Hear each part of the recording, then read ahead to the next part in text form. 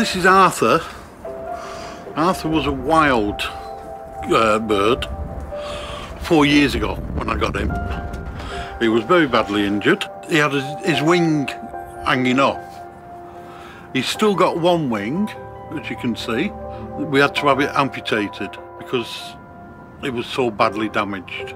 People wanted to put him down, and I wouldn't, because when I was a bit of an idiot, nobody put me down. I'm George Patrick O'Neill, and I'm 64 years old. A couple of years ago, I joined a falconry club because I had to do something with my life, and I love it. As a child, I grew up in a very troubled family, and I got into trouble with the police a lot when I was a child, until I was 22, 23, when I met a Church of England vicar called John, and the police came to arrest me at his home, and I told them to go away in the language that I used at the time. Later that night, we were still talking, and John said, "Look, George, just think that there's a man who died for you. He was nailed on the cross and gave his life for you, so think about that, pal." And I did.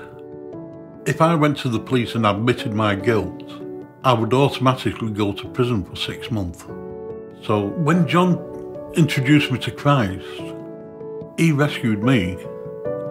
It put a closure on my past by me walking into the police station the next day with John and saying, yes, it was me. I'm here, sorted out. And I spent the next 6 months in a prison in Liverpool studying the Bible. Christ then became my personal buddy. He became my best friend, and he still is today. I've let him down many a time, but he's never let me down. And I know for a fact he never will, and he's there for anyone who wants him. They don't trust me one little bit when I pick them up from the wild. But if we work with them, we nurture them, we caress them, I cuddle them birds. I put my arm around them and look after them. I will forever be grateful because I've got support within the members of the Church of Jesus Christ of Latter-day Saints. Wherever I am, I can get the support that I need. Fortunately, because I do need it. There are people out there who need help, and you don't give up on them just because they've injured themselves, and we've got to keep working on them to get them better. It's what Christ asked us to do.